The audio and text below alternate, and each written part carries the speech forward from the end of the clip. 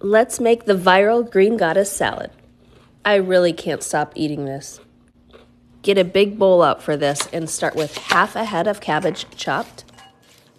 I used 1 large cucumber and scooped out the seeds so it wouldn't get too watery. For some spice, we're going to use 1 large jalapeno.